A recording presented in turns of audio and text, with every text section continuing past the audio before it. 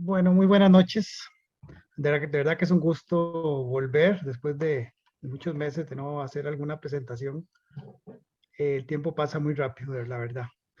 Bueno, hoy como tenemos el Show and Tell de Costa Rica, quería traer un tema muy poco estudiado, diría yo, en la historia de Costa Rica. Es un capítulo que considero yo que requiere de mucho estudio, ¿verdad? Este, mm, Se trata del uso postal de los timbres proporcionales de 1884 y de 1888. Los agradecimientos de siempre, agradecer a la Federación de Entidades Filatélicas de Costa Rica, a la FIP por apoyar estas conferencias, a la FIAF también y por supuesto a mi oficina que siempre nos mantiene con estos temas filatélicos tan importantes. Bueno, quiero comenzar, honor a quien honor merece. Yo quiero primero dedicarle esta charla a don Fredo O'Neill, nuestro maestro, el decano de la Filatelia en Costa Rica, esperando que se encuentre muy bien.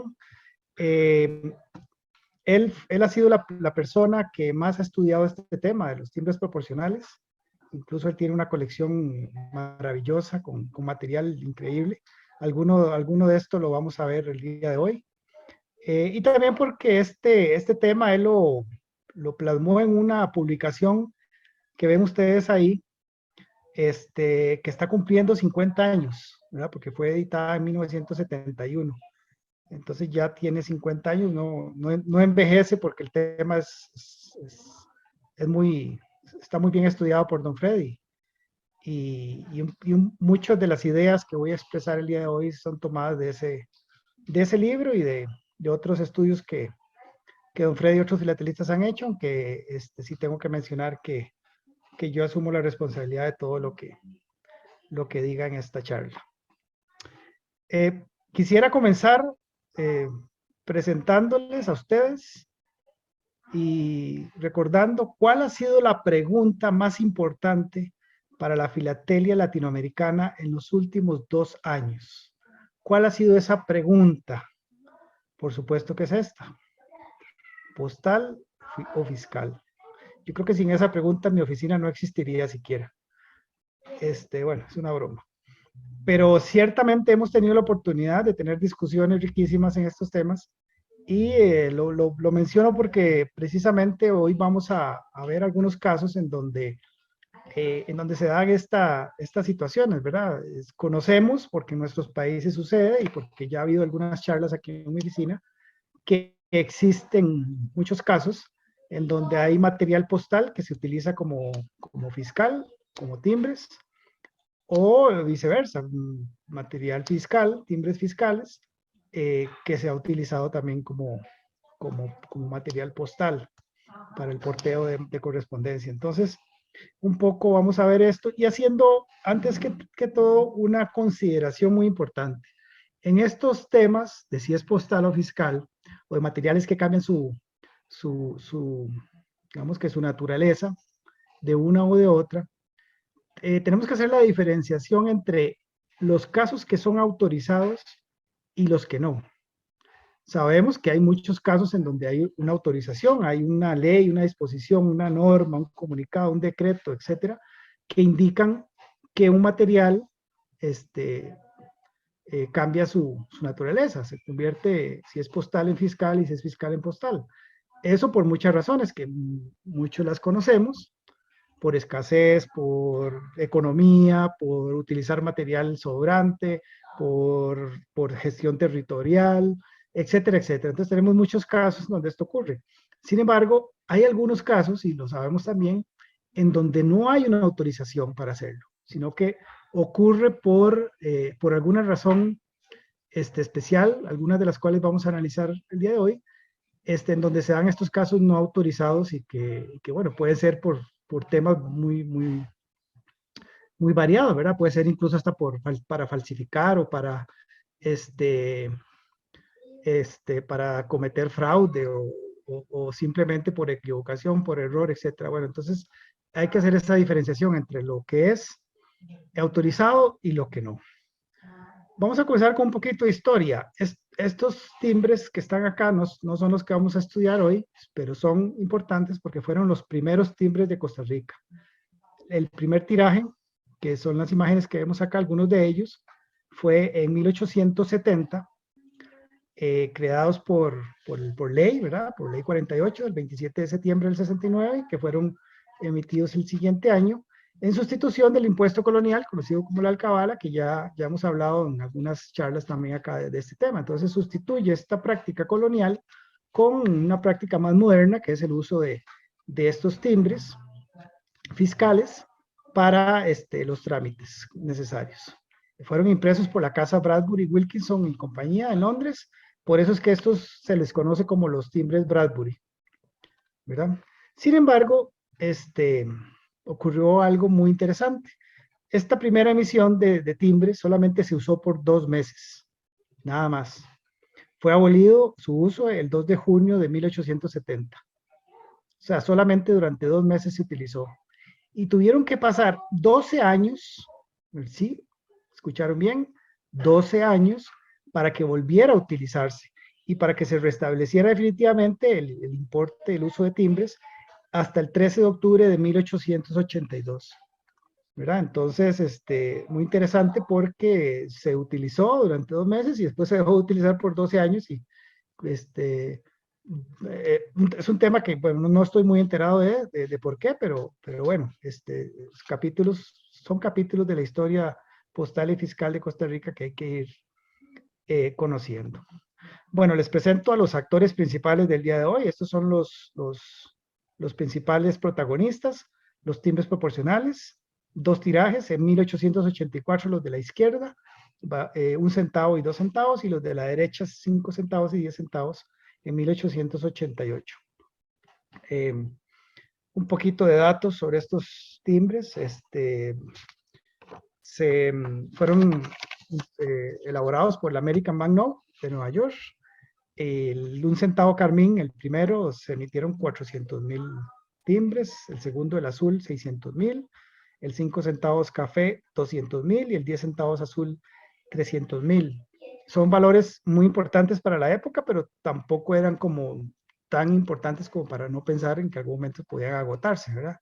Pero bueno, este, fueron los tirajes. Y aquí estamos en presencia de timbres fiscales, ¿ok? Estamos con fiscales. ¿Quiénes eran estos señores que están ahí en esas imágenes? Nada más para recordar, el de la izquierda es de don Próspero Fernández Oriamuno, quien fue el 13º presidente de Costa Rica de 1882 a 1885, quien, como dato curioso, murió durante el mandato.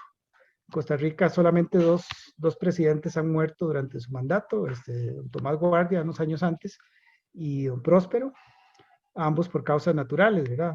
Ninguno por causas violentas. Y el de la derecha es don Bernardo Soto Alfaro, quien fue presidente, el 14º presidente de Costa Rica de 1885 a 1889, que también en su gobierno él tuvo que apartarse al final del periodo por sucesos políticos, por cuestiones complicadas, tuvo que apartarse del poder. Como ven ustedes en la vestimenta, ambos eran militares, por lo tanto, muchas de estas emisiones, sobre todo las postales, que vamos a ver más adelante, se les conoce como las emisiones de los generales.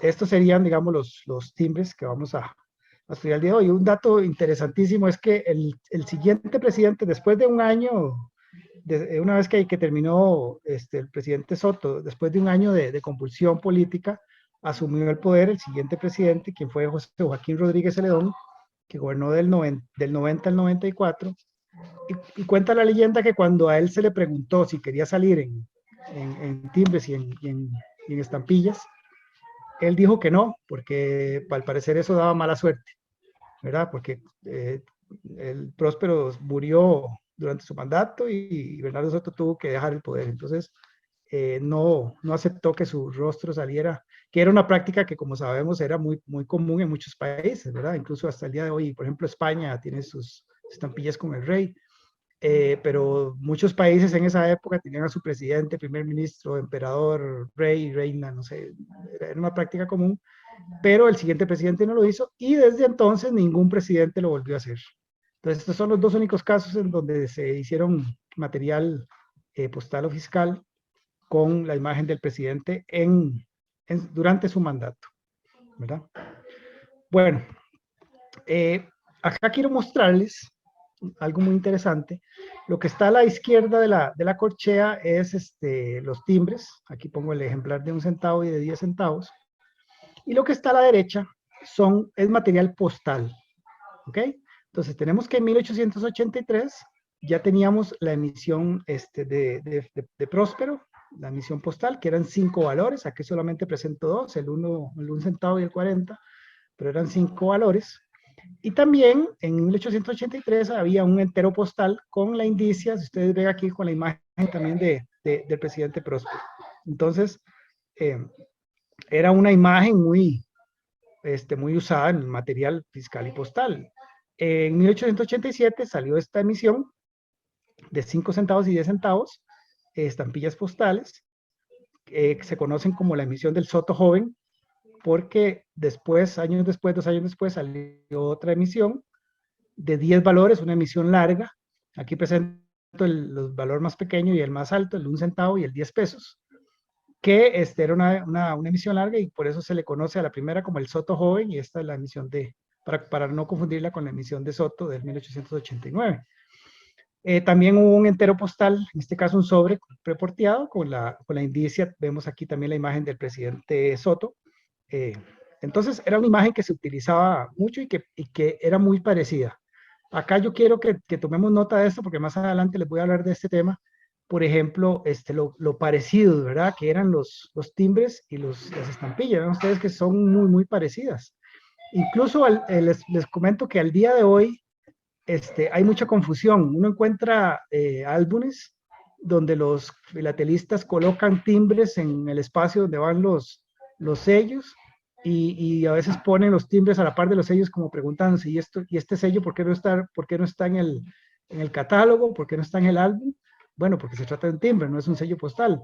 Pero si en estos días, en 2021, perdón, hay confusión con estas materiales, pues yo asumo, y eso es una hipótesis que vamos a lanzar más adelante, de que en esa época, en los 1800, finales del siglo XIX, también había confusión, ¿verdad? Incluso hay un dato interesante, por ejemplo, si ustedes ven estas estampillas postales, en ningún lado dicen correos, dice Unión Postal Universal, Costa Rica, la fecha y 1 centavo, valor facial. Pero en ningún lado dicen centavos. En el Soto Joven, perdón, no dice correos. En el Soto Joven tampoco dice correos. En la Soto del 89 sí dice correos y telégrafos. Entonces, si alguna persona necesitaba un timbre, le podían vender esto y pues, no había, digamos, una, una indicación que dijera que fueran sellos de correo. Bueno, más tarde volveremos con este tema. Solamente quería mostrarles esto, de que había mucha similitud. Incluso ustedes ven que la foto de estos timbres y estas estampillas son prácticamente idénticas, ¿no? Y los tamaños, aunque aquí estos se ven más grandes, los tamaños son idénticos, totalmente es el mismo tamaño de los sellos, ¿ok? También hay que mencionar que estos timbres proporcionales fueron sobrecargados con la sobrecarga Guanacaste. Juan Reynoso nos dio una charla sobre los sellos postales de Guanacaste, en donde él explicó, y lo vuelvo a repetir, que esto se trató de que Guanacaste, una provincia alejada del centro del país, donde estaban las ciudades principales, entonces como una manera de estimular la venta de especies, tanto fiscales como postales, se hizo un descuento de un 15% para los comerciantes que comercializaran, que vendían timbres en estas poblaciones. Se hizo con los sellos postales, pero también se hizo con los timbres. Aquí tenemos el timbre de 1 centavo con la sobrecarga horizontal y vertical, el timbre proporcional de 2 centavos con la sobrecarga vertical, y los 12 proporcionales de Soto con la sobrecarga Guanacaste, que fueron más allá en los 88. También mencionar que los Bradbury, que ya vimos anteriormente, fueron también sobrecargados con Guanacaste. Pero en este caso, este material que está acá son fiscales que continuaron siendo fiscales. Aquí no hay ningún cambio de ningún cambio de la naturaleza del material. Son fiscales que se usaron como fiscales en la provincia de Guanacaste. Un hecho interesante, muy importante, es que solamente el material que tiene el matasellos de las poblaciones de Guanacaste son buenos. Los que tienen algún matasello de San José, de otras ciudades del centro, son de favor, porque solamente se utiliza, y obviamente para usos fiscales. Entonces, aquí les puse cuando tengan el PDF, aquí les va a quedar el tema en los sellos postales. Acá les muestro los timbres, los fiscales que fueron con la sobrecarga de Guanacaste. Este es un capítulo que tengo que mencionar. Es un capítulo muy polémico, ¿verdad? Son sellos, sobrecarga adicional que dice correos. A simple vista uno podría decir, bueno, son timbres que se usaron como sellos de correo. O sea, ahí sí hubo un cambio, supuestamente, de la naturaleza del material que pasó de serial a postal. Sin embargo, es muy polémico. Hay catálogos que no los incluyen. Hay destacados filatelistas, incluyendo a Don Fred, que dicen que no son buenos, ¿verdad? No se conocen documentos ni cartas con esta sobrecarga Guanacaste Correos. Ni siquiera se conocen sellos sueltos con algún matasellos de las poblaciones de Guanacaste. Entonces, es muy fácil, digamos, intuir de que estos materiales no son buenos, y existen muchos falsos. Yo, por lo menos en mi colección, tengo una página llena de falsos de esto. Entonces, lo pongo acá, lo menciono, porque es un timbre proporcional que supuestamente cambia su condición, pero como no se conocen materiales, lo vamos a dejar de lado por ahora. Y como les digo, es un capítulo bastante polémico que requiere mucho estudio también de parte de la filatelia costarricense. Pero ¿quién dice que los timbres proporcionales no se usaron como sellos de correo? Claro que sí se usaron. Tenemos este caso en donde el timbre de un centavo y el de 5 centavos, sí se les puso la marca, la sobrecarga correos, y sí se utilizaron como sellos de correo. Existe una resolución, la 267, del 27 de julio del 89, en donde se indica que pueden usarse este tipo de materiales fiscales en su génesis como estampillas postales para portear cartas. Sin embargo, bueno, un dato interesante es que solamente estuvieron 3 meses disponibles, o solamente la autorización fue por 3 meses, porque el 31 de octubre de ese mismo año fueron desmonetizados estos sellos con la contramarca. Ahorita vamos a ver por qué se dio eso, pero bueno, durante esos 3 meses, pues sí se utilizaron, y hay material que demuestra que sí, realmente sí se utilizaron. Entonces aquí tenemos ya el primer caso de lo que se trata la charla de hoy, ¿no? De timbres que fueron utilizados como sellos de correos, ¿verdad? Entonces sí se dio este fenómeno. Repito, es un caso autorizado, ¿verdad? Porque ahorita vamos a ver qué pasa con los casos no autorizados. Este sí fue totalmente autorizado, está la resolución, está todas las evidencias de que eso así sucedió, ¿de acuerdo?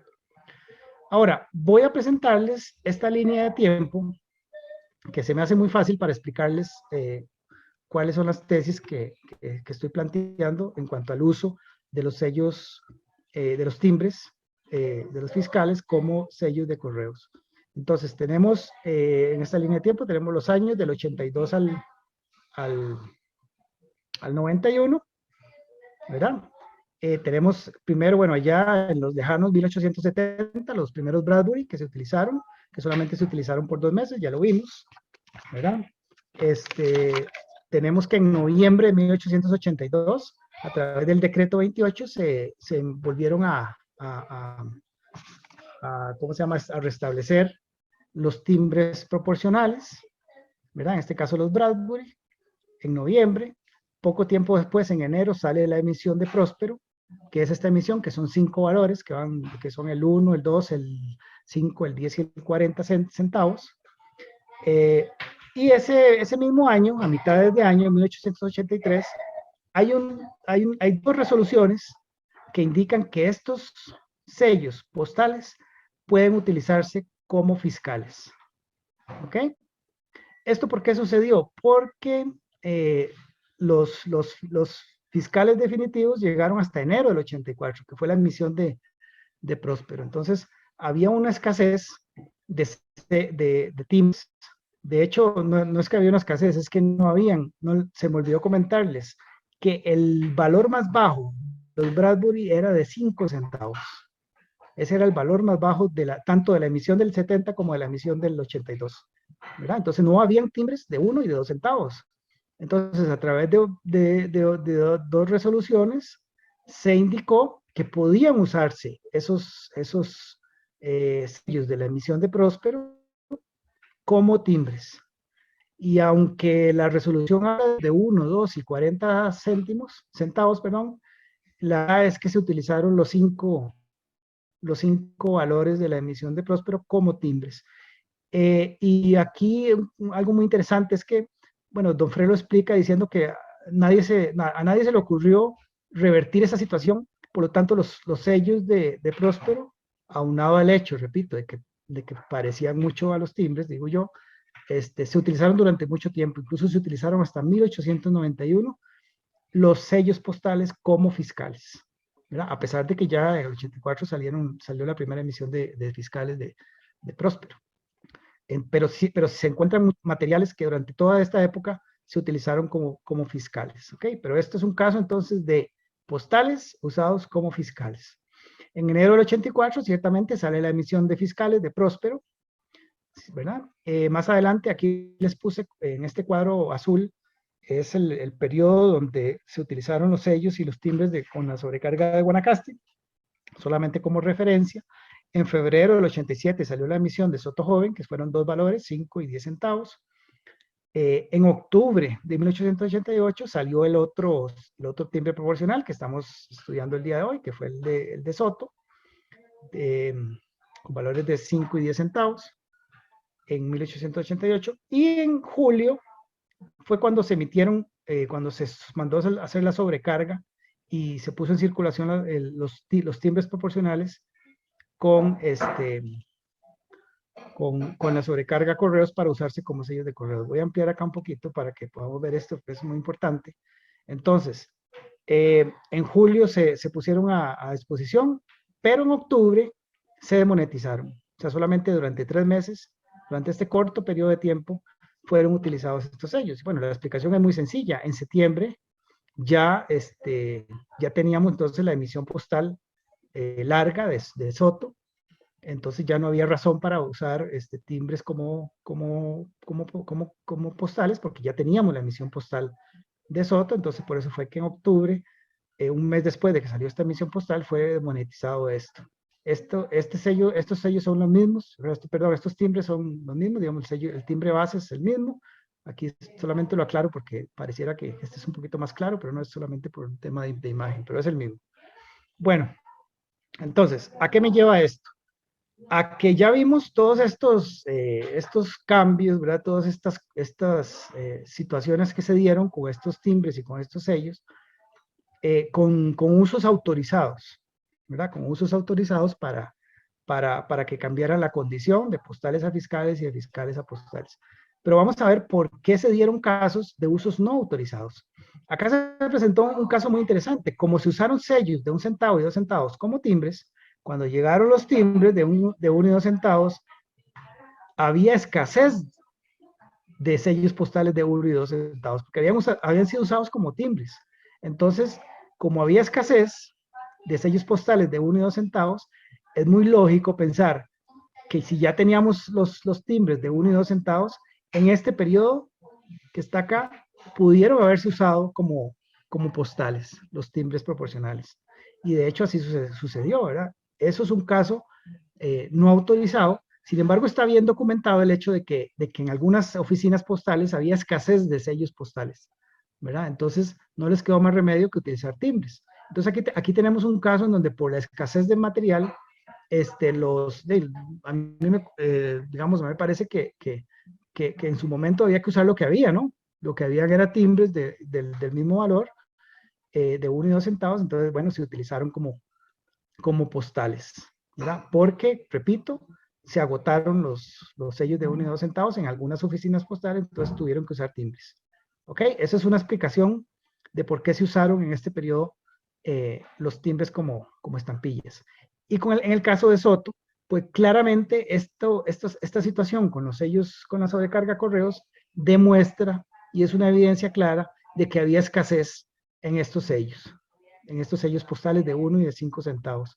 Entonces, es muy razonable pensar que en esta época había escasez, ¿verdad? Antes de que se salieran estos al mercado, había escasez de sellos postales y como habían sellos de Soto, pues se utilizaron, perdón, como había timbres de Soto, se utilizaron estos timbres como sellos postales en esta época y de hecho, repito, eso está bien documentado y hay material que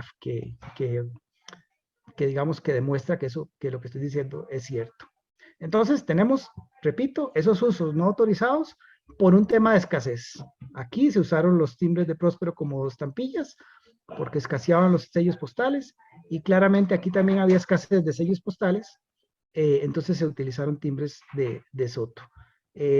Estas fueron las únicas emisiones postales, no es que estoy poniendo solamente las que me interesan, no, solamente estas se dieron, no había más. Entonces, claramente aquí había un faltante de estampillas que después fue solucionado cuando salió la emisión de Soto, que repito, era una emisión larga, con mucho material, este, con muchos valores. ¿Ok? Sin embargo, aquí quiero plantear también, y esto ya es una apreciación más personal, otra razón por la cual estos timbres se usaron como estampillas. No solamente la escasez, como acabamos de explicarlo, sino también por un tema de equivocación, de, de que a mí me cuesta mucho no pensar que un empleado de correo o la persona que está vendiendo timbres y estampillas no se haya equivocado y y se haya utilizado un timbre como estampilla, ¿verdad? Para ponerlo en términos muy someros. ¿Ok? ¿Por qué? Porque eran materiales muy parecidos, como ya se los demostré, eran materiales muy parecidos entre ellos, del mismo tamaño, del mismo valor, y para mí, digamos, es una apreciación muy personal. Yo creo que también recuerden que estamos hablando de usos no autorizados, obviamente no es un uso autorizado el que alguien se equivoque o el que alguien lo haga porque es lo que tiene y necesita enviar una carta y lo único que hay son timbres, entonces póngale el timbre porque necesito enviar la carta. ¿Ok? Y al revés también, ¿verdad? Al revés pudo haber sido también, si necesitaba algún timbre para algún documento, pues si lo que habían eran estampillas, usemos estampillas. Esto lo menciono porque incluso sucede hasta nuestros días, ¿no? Yo tengo algún material ahí de timbres usados como estampillas, pero en algunos casos es por equivocación de las personas, porque si en estos momentos, imagínense que en estos momentos los filatelistas nos trae confusión este tipo de materiales, imagínense en los años 80 del siglo XIX que no había información, que el empleado de correo no le explicaron que era un timbre, que era una estampilla, entonces a mí me parece que eso pudo haber pasado. ¿Ok? Y ahora, bueno, voy a ilustrar un poco lo que acabo de mencionar con algunos materiales. Entonces, aquí tenemos timbres proporcionales fiscales usados como fiscales. O sea, aquí son fiscales usados como fiscales, ¿ok? Para lo que fueron hechos. Y tenemos dos documentos muy interesantes. Bueno, el primero es una de la Administración de Tabacos y Licores de Punta Arenas, que es un flete de cierto valor. Entonces se pagó con dos sellos carmín del centavo del timbre proporcional de Próspero, utilizado en 1889. Y a la derecha, uno utilizado en 1885, unos años antes, con el 2 centavos de Próspero en una factura o también en un flete en la ciudad de Cartago. Estos son usos, repito, fiscales como fiscales, aquí no hay ningún problema, usados como deberían haber sido usados. Pero entonces tenemos aquí algunos casos de estampillas usadas como fiscales. Entonces, si ustedes ven, por ejemplo, en el lado izquierdo tenemos en 1884, ambos documentos son de 1884, en donde tenemos acá el uso de 2 estampillas de 1 centavo como timbres fiscales para este documento de la Administración de Licores y Tabacos de Punta Arenas, que pagan, digamos, proporcionalmente el valor del flete, que era de casi 4 pesos. ¿Ok?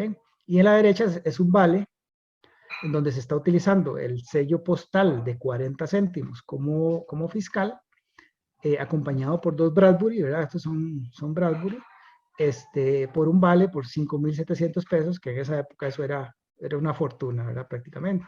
Y entonces proporcionalmente, si ustedes ven, hay una proporción entre 5.700 y 11.40, ¿verdad? Eso es como el 0.2%, una cosa así.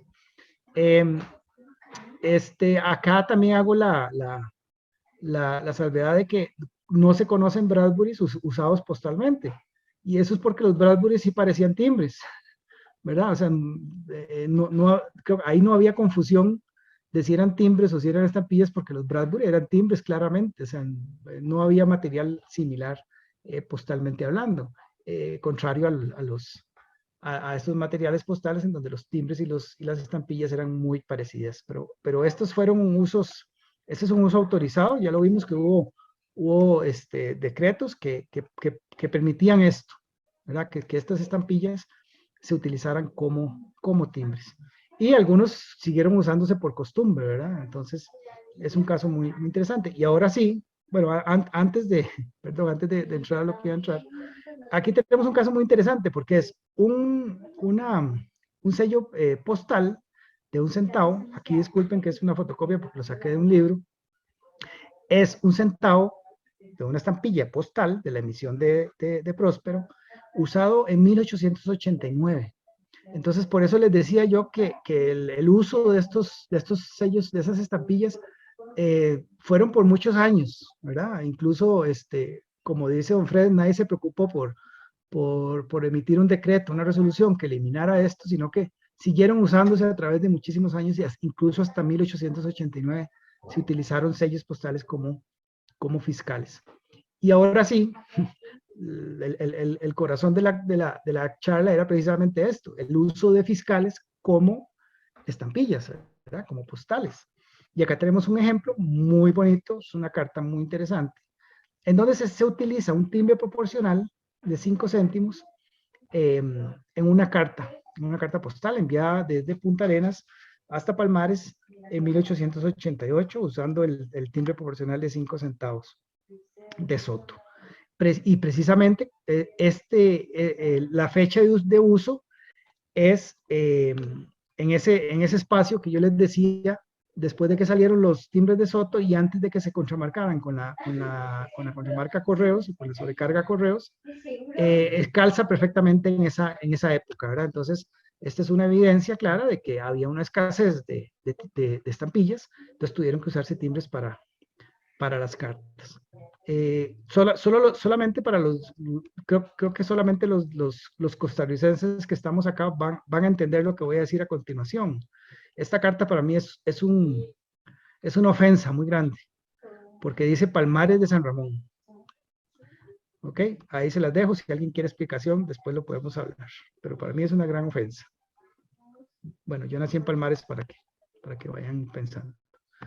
Bueno, acá tenemos otro caso también. Es una carta porteada bueno, es un entero postal, perdón, de 2 centavos, una tarjeta postal porteada con 2 centavos y la cual se utilizó un timbre proporcional de 1 centavo para completar la tarifa de 3 centavos de San José a Nueva York, utilizando este timbre proporcional de 1 centavo de la emisión de Próspero, ¿verdad? Entonces, también es un uso postal de una especie fiscal.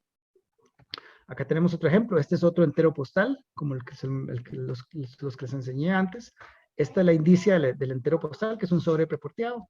La indicia con el soto y a la par está nuevamente un timbre proporcional de 5 centavos, completando el porte de 10 centavos de San José a San Francisco, California. Entonces aquí tenemos también otro ejemplo de un fiscal usado como postal. Y acá les presento un caso interesantísimo que es el uso de un timbre proporcional, pero con la sobrecarga de correos. Y como vieron ustedes, estos materiales son extremadamente raros, porque como ya lo mencioné, solamente se autorizó por 3 meses. Y este uso precisamente es en septiembre en vez de septiembre del 88, precisamente en la pura mitad de ese periodo de 3 meses, está el uso de esta también tarjeta postal, entero postal, completando el porte con el centavo ya como una especie postal, ¿verdad? Porque ya le pusieron la contramarca Correos, o sea, se vendió como estampilla y se usó como estampilla. ¿Ya? Pero lo presento aquí para que vean ustedes que sí existe, digamos, evidencia de las situaciones que les mencioné anteriormente. Ya creo que voy terminando porque creo que quieren ya oír a Molina.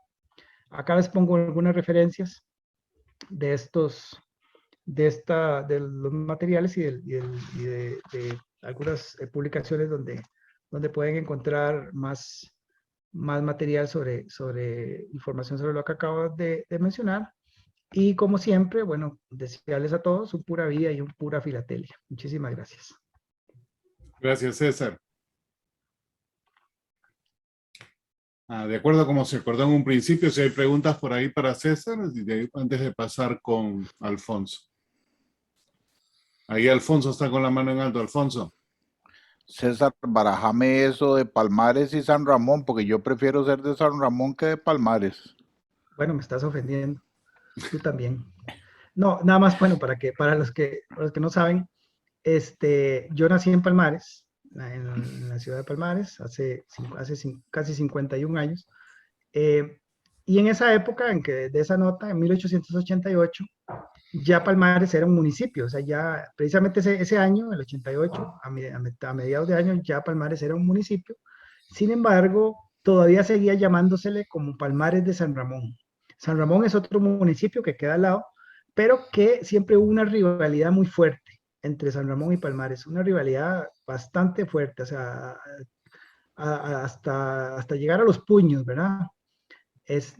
Yo recuerdo cuando yo era un poco más joven, cuando nos íbamos de fiesta un viernes, un sábado en la noche a San Ramón, no podíamos decir que éramos de Palmares porque nos podían hasta golpear o dañar el carro o lo que sea.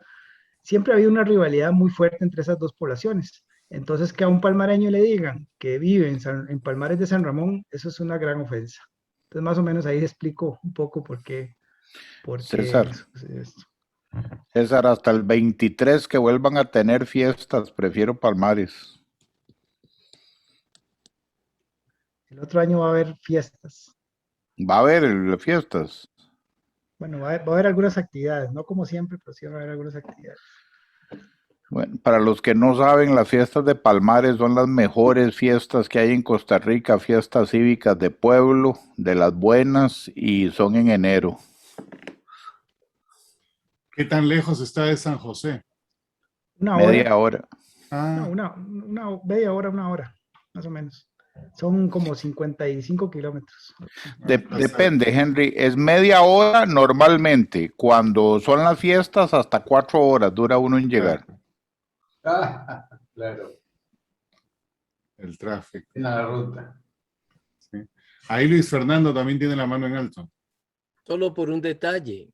Palmares fue distrito de San Ramón desde 1856 hasta 1888.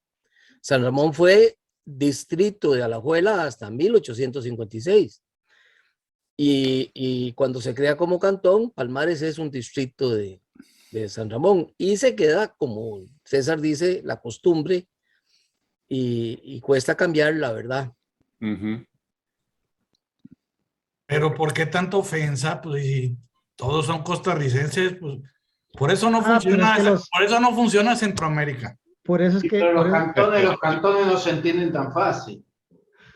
No, específicamente siempre hubo, la historia cuenta que en estos momentos, bueno, existe la provincia de Alajuela. En esa época San Ramón quería hacerse provincia. ¿verdad? Porque era un territorio bastante grande. Pero en alguna votación que se hizo digamos, en el departamento, en la provincia, el voto que decidió fue el de Palmares, de que no se hiciera provincia de San Ramón y que se quedara la provincia de Alajuela. De hecho, en la ciudad de Alajuela hay un parque que se llama Parque Palmares. Le pusieron ese nombre precisamente como agradecimiento por haber dado el voto para que no se creara la provincia de San Ramón. Entonces, desde ahí ha habido fricciones, ¿verdad? No se entiende, ¿verdad? O sea que todo nació por un tema político, político y de territorio. Y bueno, hasta el día de hoy, repito, por ejemplo, ahora que hablaban de las fiestas de Palmares, era una costumbre muy regular hace unos 15, 20 años, que después de medianoche había pleitos entre barras de Palmares y barras de San Ramón. Yo nunca me las perdía, para mí era parte de las fiestas. Eso suena interesante. Otra mano en alto ahí de Manuel. Gracias, buenas noches. Yo no sé si me perdí la explicación o no entendí, pero realmente la expresión timbre proporcionado se refiere a qué. Sí, muy buena pregunta, Manuel. Me voy a permitir leer la ley porque ahí explica bastante bien. En la resolución número 28 de 1882, como les decía, cuando se crearon por segunda vez los timbres proporcionales, dice lo siguiente, el artículo 3, el derecho de timbre será proporcional dentro del límite que se señala. El timbre de menor valor será de 5 centavos, como ya lo mencioné, y el de mayor valor de 50 pesos. Queda autorizado el Poder Ejecutivo para que entre estos dos términos, o sea, los 20 pesos y 25,000 pesos, establezca la proporción de dicho impuesto.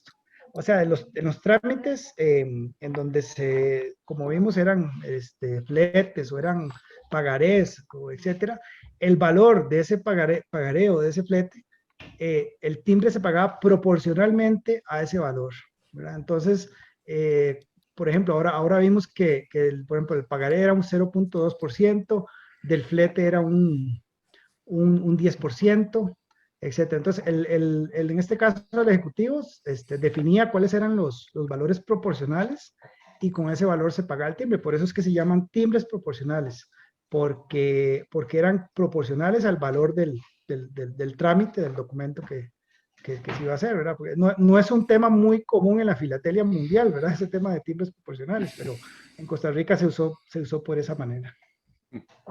Muchas gracias. No, yo es la primera vez que escucho ese tema del timbre proporcional, pero bueno, muchísimas gracias, muy entendido.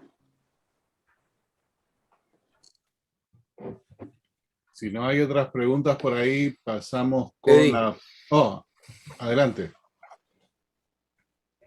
Buenas noches. No, era exactamente la misma pregunta de Manuel, que ya me la contestó. Gracias, César. Sí, y recuerden que eso estaba escrito en el timbre, ¿verdad? O sea, el timbre decía timbre proporcional. O sea, no es que era el apodo o era un nombre genérico, sino que estaba escrito en el... Yo creo que don Fernán, que es el más experto de timbres, nos puede aclarar un poco más adelante, don Fernán. Sí. Hola, ¿qué tal, César? Te felicito. Muy bonita la charla. Gracias. Sí, los timbres, es que se llamaban timbres proporcionales, pero después se llamaron timbres fiscales. El timbre fiscal como tal es un timbre proporcional, porque se paga de acuerdo a la cuantía del negocio. Pero antes tenían la palabra proporcional, entonces como que la quitaron en cierto momento, pero el timbre fiscal hasta la fecha es un timbre proporcional, ¿verdad? Se calcula sobre el monto la cuantía de la transacción, de la venta, de lo que sea. Yo te iba a preguntar una cosa, este tema de que un timbre se use como sello postal y viceversa puede tener importancia práctica si los fondos que se recogen a través de ellos van a distintas instituciones. Por ejemplo, si el timbre va para el Ministerio de Hacienda y los estampillas van para el Ministerio de Gobernación, que es el que maneja correos, no sé, ¿vos sabés en esa época para dónde iban los fondos de cada uno de ellos? ¿O si iban para la misma caja única? No.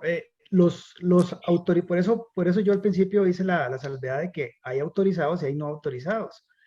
En los casos autorizados, claramente los timbres iban para el Ministerio de Hacienda y las estampillas para el correo, ¿verdad? Eso estaba dispuesto dentro de eso. Cuando hubo un cambio, digamos, cuando ya los timbres se convirtieron en postales o al contrario, también se establecían porcentajes de uso, ¿verdad? Un porcentaje para el Ministerio de Hacienda, otro porcentaje para el correo. Eso está en el libro de Don Fred, está mencionado. Okay, claramente los usos no autorizados no cumplen esa regla, ¿verdad, Fernando? O sea, los usos no autorizados, sí. Se daba ese caso en que un porte, digamos, de un timbre que debía ir al Ministerio de Hacienda, se quedaba en el correo y viceversa, ¿verdad? Entonces ahí sí había una consecuencia económica, digamos, de esta. Exacto. Por eso a mí me extraña mucho eso que ocurrió, porque en realidad esa razón que se da de que se agotaron, entonces empezaron a usar los otros, eso es muy común. O sea, eso siempre pasa en los timbres y en las estampillas, siempre se están agotando. Y entonces el gobierno es muy formal, emitir decretos rápido de un día para otro, diciendo se resella, se autorizan. Entonces, eso a mi juicio eso no es una razón, en realidad es algo muy común. Y de hecho así pasó con los timbres. Las estampillas se utilizaron para usar como timbres, aunque no tenían resello, ¿verdad? Es una cosa rara, es el único timbre que hay que ponerlo en nuestras colecciones como timbre como tal, aunque por ningún lado se ve que sea timbre, porque no tiene ningún resello. Entonces, así como se hizo con los timbres, que hay un decreto, así perfectamente se pudo haber hecho con las estampillas, ¿verdad? Entonces, esa excusa, digamos, de que sí, que se agotaron y todo, bueno, eso es lo más normal en esas épocas. Entonces, fue un zafis, como dice, yo creo que fue como se les fue. Por eso, claro, por eso les digo que eso está muy bien documentado, ¿verdad? Claramente hubo escasez y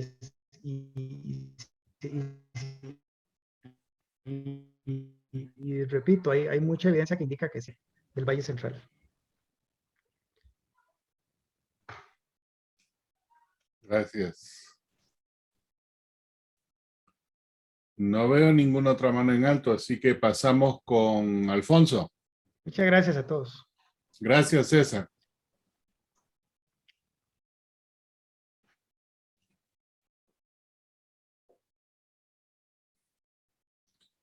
Alfonso, estás en mute.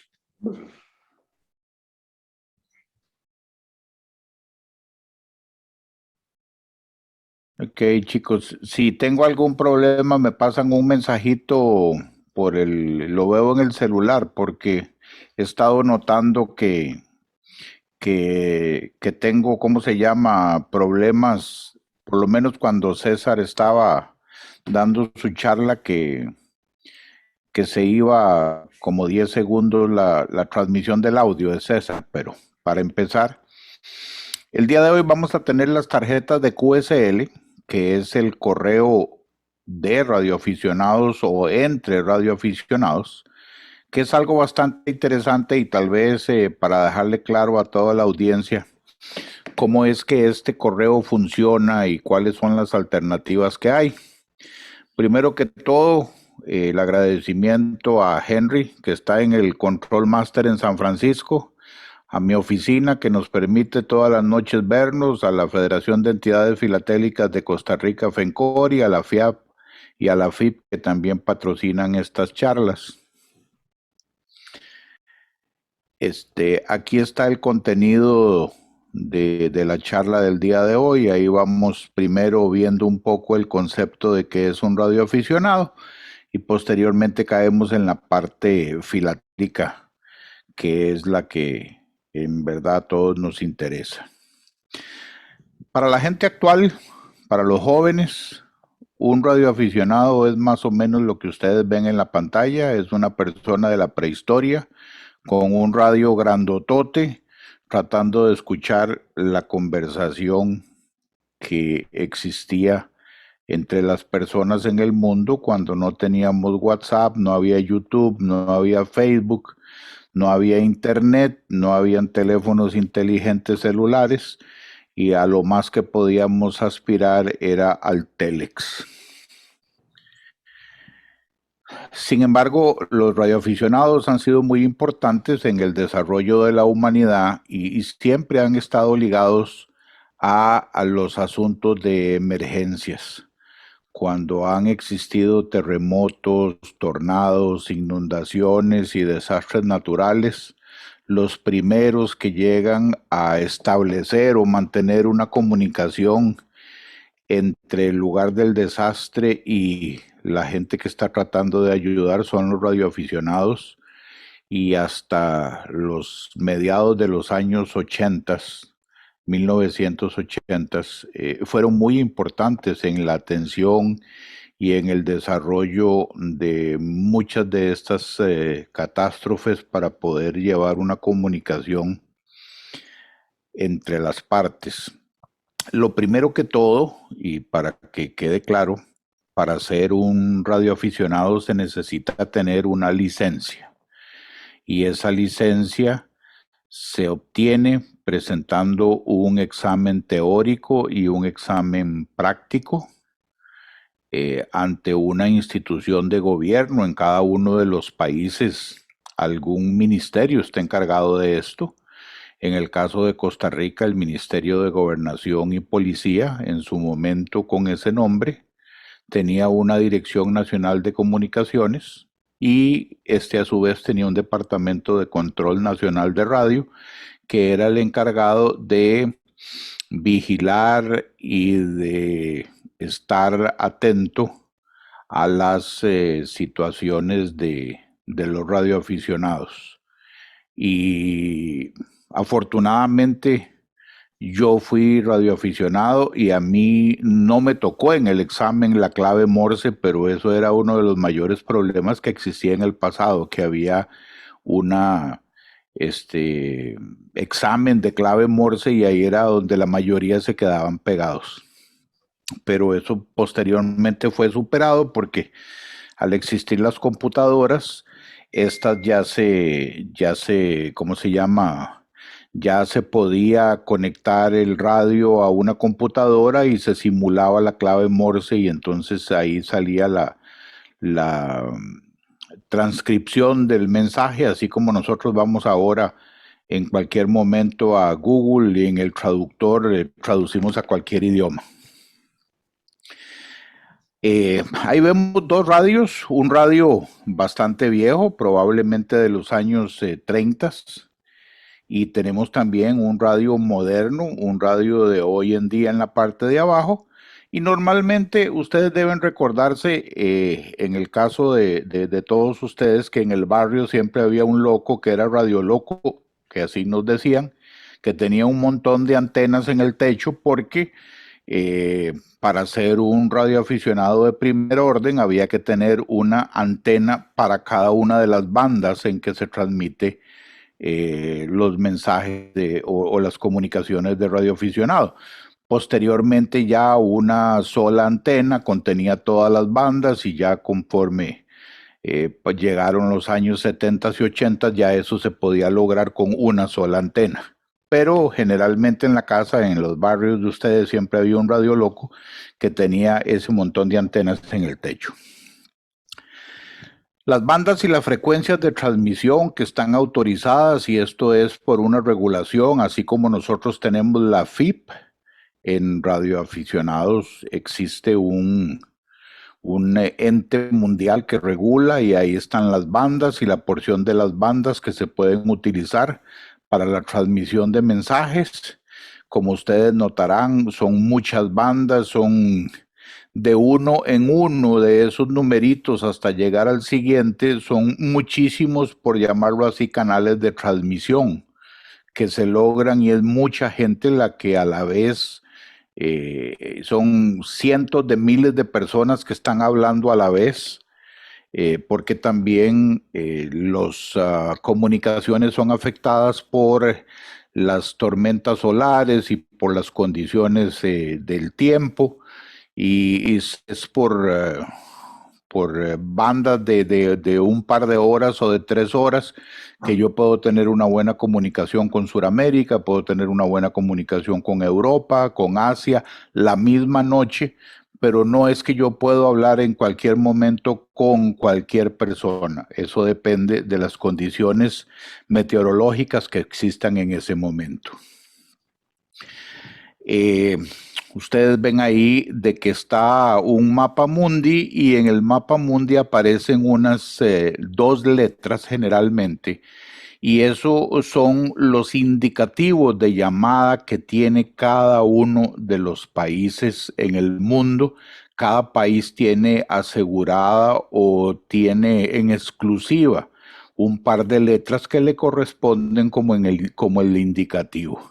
En el caso de la Argentina es LU, el caso de Colombia es HK, en el caso de México es XE, en el caso de Costa Rica es TI, y luego tiene generalmente un número. El número lo que designa es el área o provincia del país desde donde transmite o se le extendió la licencia para poder comunicarse, y luego 2 o 3 letras, que eso cambia en algunos países por orden, digamos, de letras. En otros países son los apellidos de las personas, en otros países son diferentes situaciones, y así son asignados en la licencia de cada uno de los radioaficionados. Para lo cual es muy importante, dependiendo de con quién uno quiera contactar, como uno cada cierto tiempo de estar transmitiendo tiene que mencionar su indicativo, su licencia, para que la gente que monitorea esté seguro de que esa persona tiene permiso de transmitir. Entonces uno encuentra al país o sabe en ese momento qué condiciones meteorológicas le permiten hablar con ciertas áreas del mundo. Hay algo que es muy importante en lo que son los radioaficionados, que es un alfabeto fonético que es de carácter mundial y es con el que se manejan todas las transmisiones, y esto sirve para aviación. Y entonces, en lugar de decir A se dice alfa, en lugar de decir B se dice beta, en lugar de decir C se dice Charlie, y este es el abecedario fonético para que todo el mundo pueda deletrear un nombre, pueda deletrear una ciudad, pueda deletrear un mensaje y el mensaje llegue completamente claro.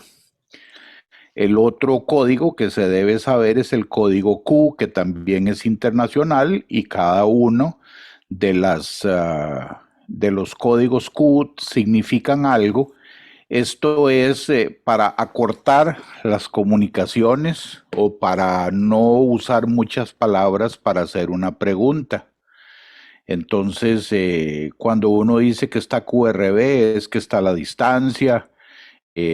Cuando uno dice QRL, es que está ocupado, que esta frecuencia está ocupada, porque muchas veces uno llega a hablar en una frecuencia en donde hay personas conversando, pero por un lapso de tiempo que las personas se quedaron callados, empezaron a hablar otros, y entonces respetuosamente se le dice QRL para que la persona se vaya.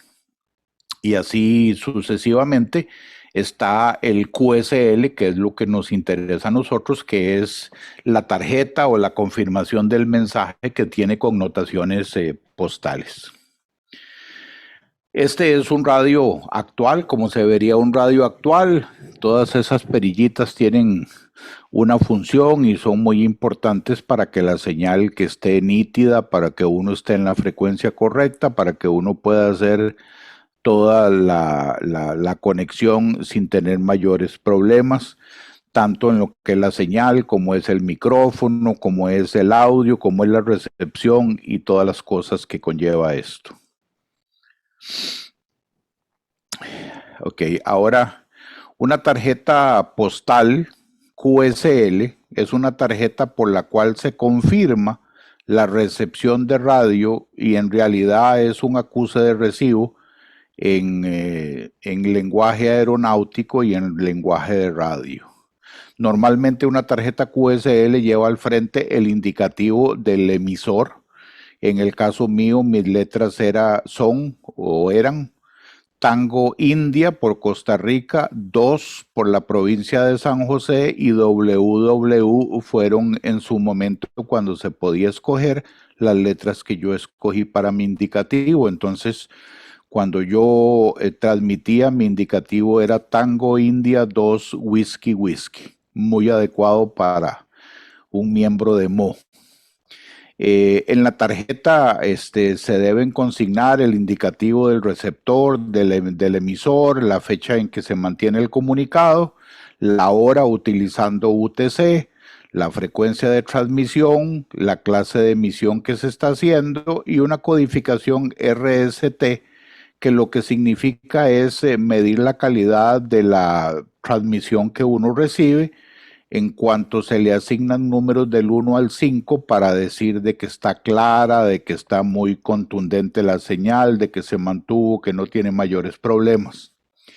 Hasta el año 2005 las tarjetas QSL comenzaron a ser enviadas de forma virtual en la internet y ahí se acabó el chiste para nosotros porque ya no tiene connotaciones postales. Las tarjetas QSL sirven para confirmar los contactos, para obtener diplomas, para obtener puntos en concursos, como lo vamos a ver adelante. Son objeto de colección.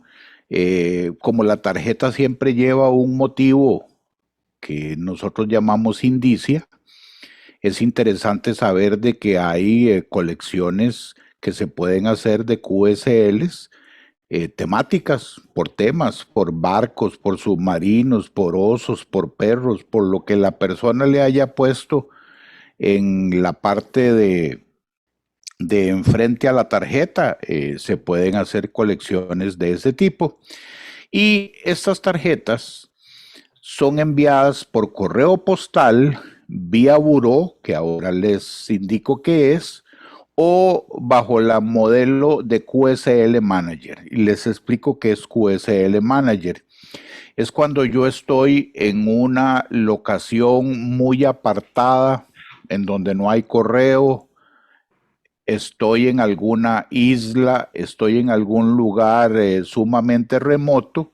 Entonces yo le envío la información de esto a mi QSL Manager, que puede estar en Buenos Aires, y esa persona desde Buenos Aires es la que se encarga de enviar y recibir todas las tarjetas que yo hago para mis contactos. Entonces eso es QSL Manager para que lo tengan en mente. Este es el primer tipo de tarjetas QSL. El tipo número 1 son las tarjetas que viajan por correo. Son tarjetas similares a enteros postales que tienen franqueo postal y que viajan en el correo abiertas. Como ustedes pueden ver ahí, los sellos están matasellados y todo está normal. El segundo tipo son las tarjetas QSL que viajan dentro de un sobre. Entonces ya no tenemos una tarjeta que tenga sellos postales, sino que lo que tenemos es un sobre que sí tiene los sellos postales adheridos, como la de Tango India Radio Charlie Charlie que muestro.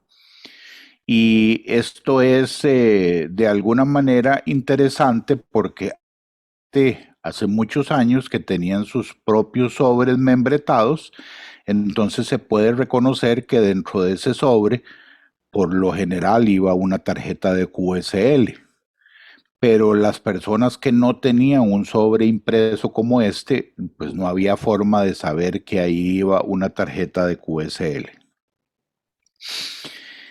En este caso, tenemos dos tarjetas de Costa Rica, en donde, como lo pueden ver, en la primera lo único que tiene son los indicativos y el nombre del operador de radio, y en la segunda tiene los indicativos, tiene una dirección y tiene una imagen, tiene una alegoría, en este caso hacia bailes folclóricos, que podría servir, como les mencionaba, para algún tipo de filatelia temática.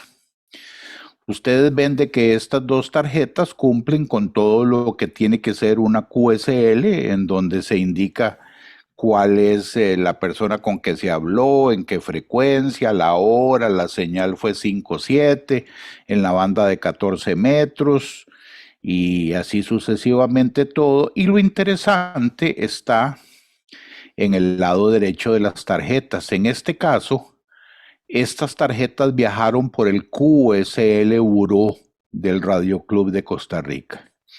Y lo que se hacía era de que el radioaficionado compraba esas cindirelas de color morado que ustedes ven adheridas y se las pegaba a la tarjeta, y cuando la persona encargada del QSL Bureau recibía la tarjeta, le ponía el sellito que está en la parte inferior, verificando o dando por entendido de que esa tarjeta pagó el porte que era. Y les explico cómo funcionaba el QSL Bureau.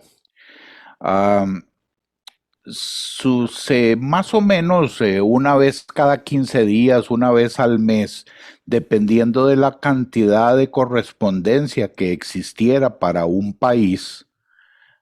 Pongámoslo fácil, para Estados Unidos era lo más corriente, y la mayoría de las QSL se intercambiaban con algún radioaficionado de los Estados Unidos. Entonces ahí era muy fácil tener un montón de tarjetas, las cuales por la compra de la cindirela esta morada se pagaba una fracción del porte que hubiera pagado esa tarjeta postalmente a través de Correos de Costa Rica, y se metían todas dentro de un sobre. El Radio Club pagaba una X cantidad de dinero por todo el paquete, y obviamente le quedaba un sobrante que era la utilidad que el Radio Club tenía por haber prestado el servicio de QSL Bureau. Este sobre era enviado al Radio Club principal en los Estados Unidos, y el Radio Club en los Estados Unidos lo repartía a todas las personas a quien iban dirigidas las tarjetas. Como esto tenía o tiene en todos los países una legislación, el Radio Club sabía perfectamente en dónde estaban todas esas personas y lo enviaba al Radio Club local más cerca que estuviera esa persona, porque todo estaba documentado legalmente al arribo de las tarjetas en el QSL Bureau. Como ustedes ven en la parte de abajo, una tarjeta de estas está patrocinada por el Instituto Costarricense de Turismo, o sea, el Instituto Costarricense de Turismo, para que la persona utilizara una tarjeta que tuviera una indicia de danzas folclóricas, le pagaba la tarjeta a la persona para que la utilizara.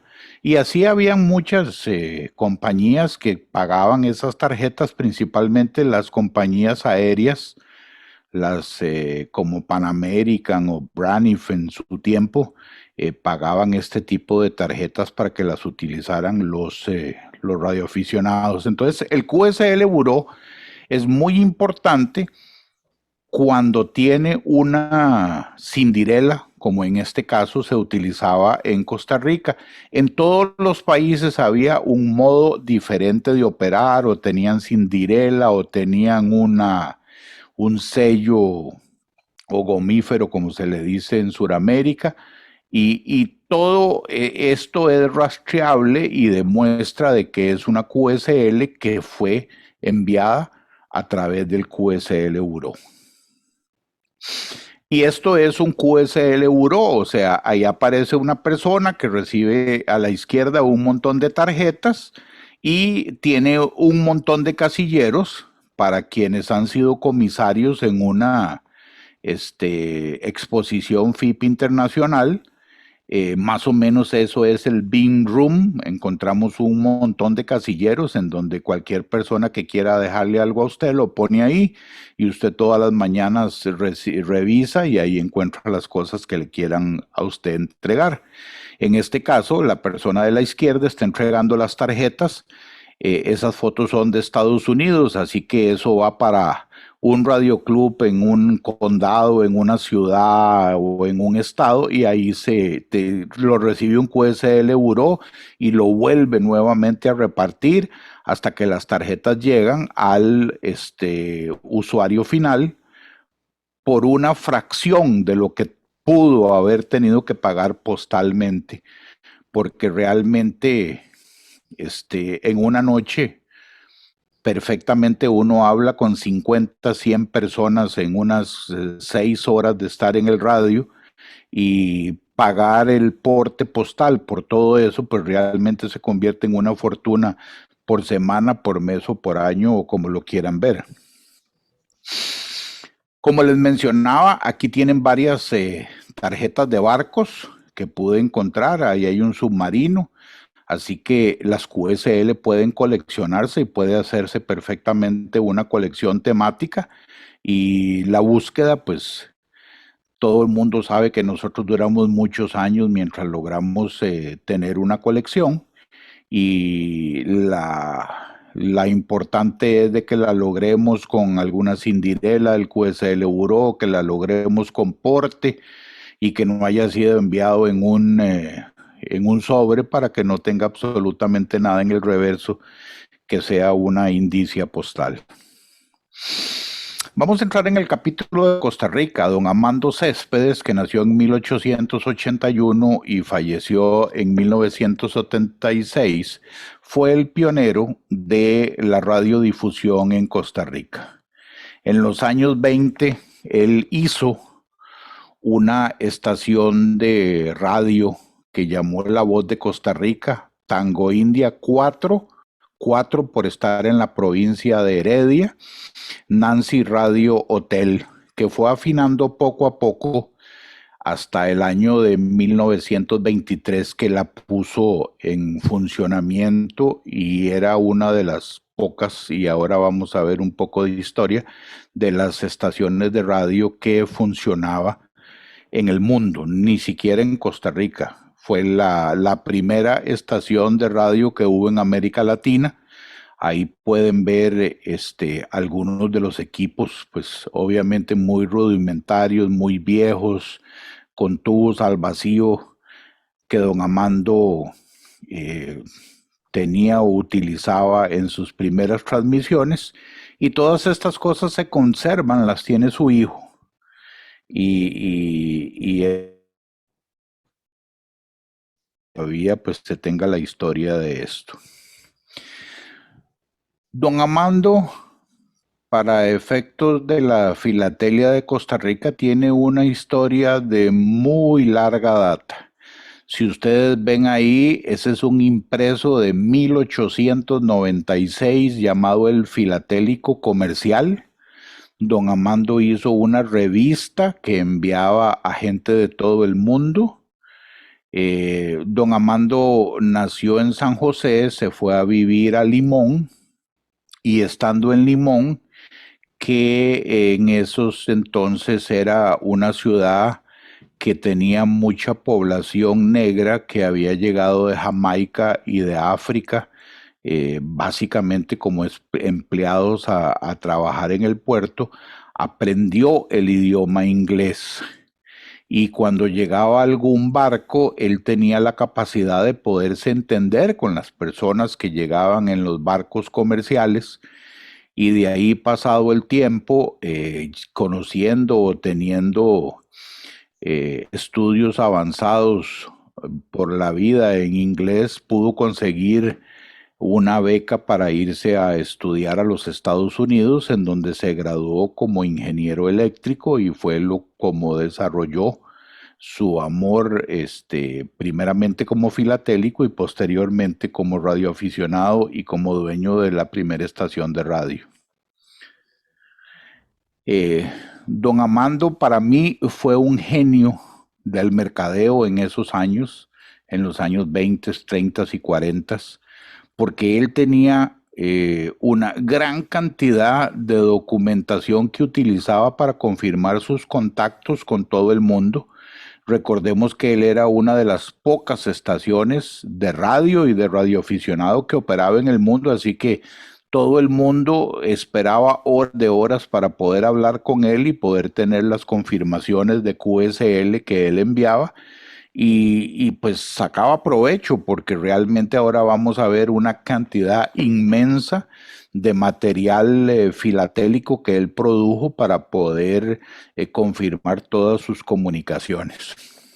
Ahí tenemos, al estilo de antes, las tarjetas de QSL eran como un certificado en donde el operador, él certificaba que había tenido una recepción o había tenido un contacto con X persona. Y vean qué interesante el montón de radios que tienen ese anaquel increíblemente grande, porque antes se tenía que hacer un radio, como les mencioné, para cada banda. Entonces, don Amando, como parte de su hobby, él transmitía en muchas bandas y en todas esas bandas requería de diferentes instrumentos radiofónicos para poderse hacerse escuchar al otro lado del mundo. Aquí tienen otro tipo de tarjeta QSL que también él utilizaba. Durante el gobierno del presidente León Cortés del año 36 al 40, lo exoneró de todo impuesto y le extendió una franquicia postal para los envíos de QSL. Ahí pueden ver, estas son confirmaciones de recepción que él daba, porque este no es su indicativo de radioaficionado, sino que es el indicativo de su estación de radio. Él utilizaba los sellos postales de carácter oficial, que ahí lo ven que claramente tanto el sobre de arriba como el de abajo tienen la marca de oficial. Y durante 4 años él gozó de tener esa franquicia. Ahí siguen otras tarjetas de QSL, ahí acompañado por su familia en la parte de arriba. Él construyó, como les dije, la primera radioemisora del país, que fue la primera en América Latina en onda corta y la quinta en el mundo en operar y transmitir. Lamentablemente falleció en el año de 1976 a los 95 años de edad, y por decreto ejecutivo de la Asamblea Legislativa, que es nuestro Congreso, en el año 81 fue declarado benemérito de la patria. Ahí arriba está el certificado que conserva su hijo de la declaratoria de benemérito de la patria. Entrando en la parte ya filatélica, que es la que nos interesa muchísimo, don Antolín Chinchilla hizo una alegoría de una transmisión de radio, que es la que está a la izquierda, la cual fue también puesta por él en un sello postal que se le ofreció a Correos de Costa Rica para celebrar el 10º aniversario del funcionamiento de la Tango India 4 Nancy Radio Hotel de 1928 a 1938. Este sello non emi fue litografiado en la imprenta nacional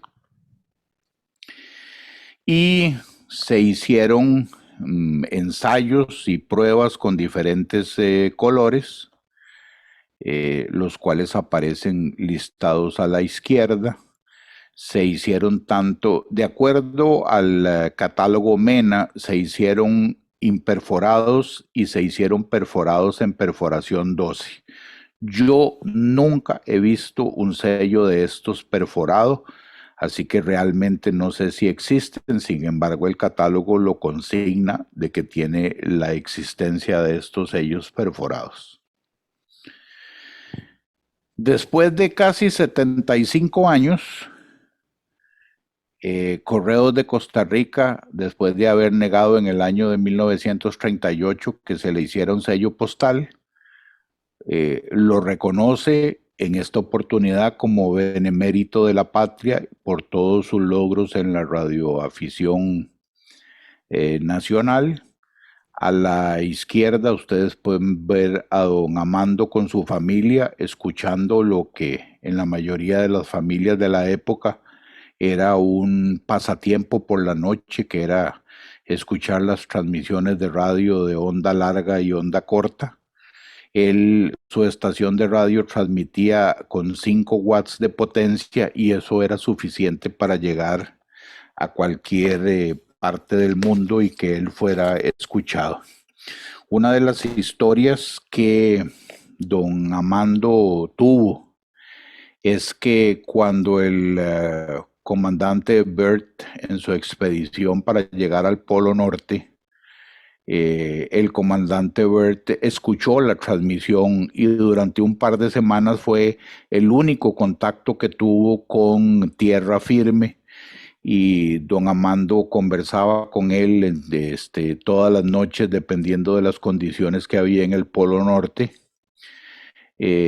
Para el comandante Byrd era muy difícil creer que una persona de un país tan pequeño como Costa Rica era la única persona que él podía escuchar durante las noches y conversar.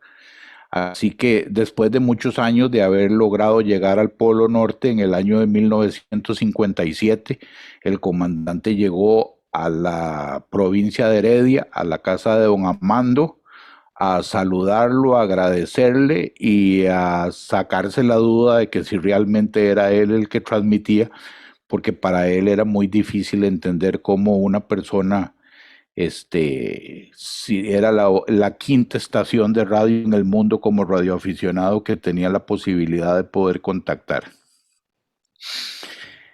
En el hobby nuestro, como ustedes ven, hay muchísimas estampillas que tienen la indicia de radioaficionado, que tienen algún tipo de radiodifusión, de radiocomunicación, y es muy importante en el desarrollo de las temáticas. Si a alguno le interesa, pues tiene un territorio muy vasto por explorar. Creo que en América Latina o casi nadie se ha interesado por desarrollar este tema, el cual pues podría ser de mucho interés para las personas. El hobby hasta hoy se mantiene. Ustedes pueden ver que esto es de hace unos cuantos meses atrás, de este año, en donde hubo una reunión mundial de 45, una exhibición en Alemania para los radioaficionados. Así que es algo que se sigue desarrollando, es algo que está todavía funcionando, obviamente ya utilizando medios más modernos que realmente yo desconozco porque he estado desconectado muchísimos años de la radioafición. Ahí ustedes pueden ver mi tarjeta de QSL. Si alguien quiere, yo con mucho gusto le puedo facilitar una de mis tarjetas. Ahí estoy yo. Esa fotografía es tomada aquí en San Pedro Sula, donde estoy en este momento. Eso debió haber sido como el año de 1980, o sea, hace 41 años. Y abajo, como les mencionaba, las QSL también se utilizaban para confirmar puntos para los concursos de radio, y en el año de 1985 yo fui el campeón centroamericano de comunicación de contactos y confirmaciones de QSL de ese año, lo cual pues todavía guardo el trofeo que en ese momento me dieron, o la placa. Cuando estaba haciendo esta investigación, me metí en la página del club en Costa Rica y me di cuenta de que yo ya no estoy autorizado para transmitir por razones obvias. Durante muchos años no he pagado y yo no he presentado los exámenes de evaluación que se han dado a lo largo de muchos años. La última vez que yo utilicé el radio fue hace como unos 30 años atrás. Desde hace 30 años el radio está bien empacado y bien guardado en un closet y no lo he usado, y pues lo único que quedan, como dicen, son los recuerdos, que son pues bastante bonitos. Muchísimas gracias y eso fue todo por esta charla. Espero que les haya quedado claro cómo funciona el correo QSL y cómo se maneja un poco la radioafición y alguno le puede tomar gusto para poder meterse en algo de radioaficionado si lo quiere. Muchísimas gracias. Gracias, Alfonso, muy interesante.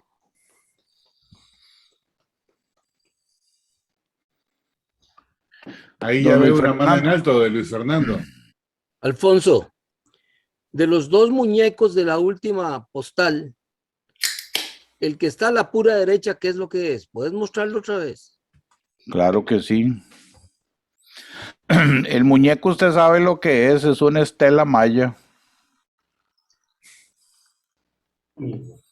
No, no se ve. Sí, Es sí. es una estela maya de verdad.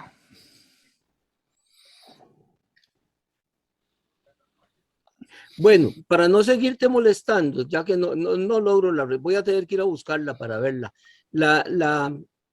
En la filatelia costarricense hacemos igual que en el Radio Club, hay que pagar y hay que hacer exámenes. Bueno, por lo menos yo he pagado todo lo que me han cobrado y los exámenes también los he hecho.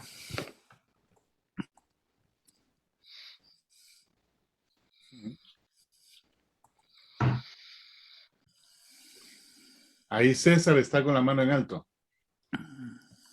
Gracias, Mae. Bueno, felicidades por la charla. Alfonso, está muy interesante. Una pregunta, explícame cómo se financia todo esto. O sea, ese Beam Room, ese espacio, esas personas que están ahí, ¿eso quién lo paga? ¿O cómo se paga? ¿O cómo se financia todo esto? Yo sé que la gente, pues ya lo mencionaste que vos pagas algo, pero explícanos un poco más cómo es que se financia toda esta afición. Ok, normalmente los radioclub tienen una secretaria o un asistente o un ayudante. En su momento, debido a la trascendencia que tenía el ser radioaficionado y la ayuda que le presentaban al gobierno, en la mayoría de los países obtuvieron un terreno, les financiaron la construcción y tienen una propiedad con una edificación propia, la cual pues se cuidan y la cual se mantiene. Podría poner como ejemplo el Club de Filatélico de Chile, que tiene un par de personas ahí y está abierto todos los días y se hacen actividades. Y generalmente son personas retiradas, pensionados, los que trabajan ahí, trabajan por horas, trabajan a ratos, se hacen todo el trabajo. Hay miles de personas que están en el hobby, pero muy poquitas son las que realmente trabajan. Usted es un ejemplo vivo de ello, así que necesitamos que llegue más.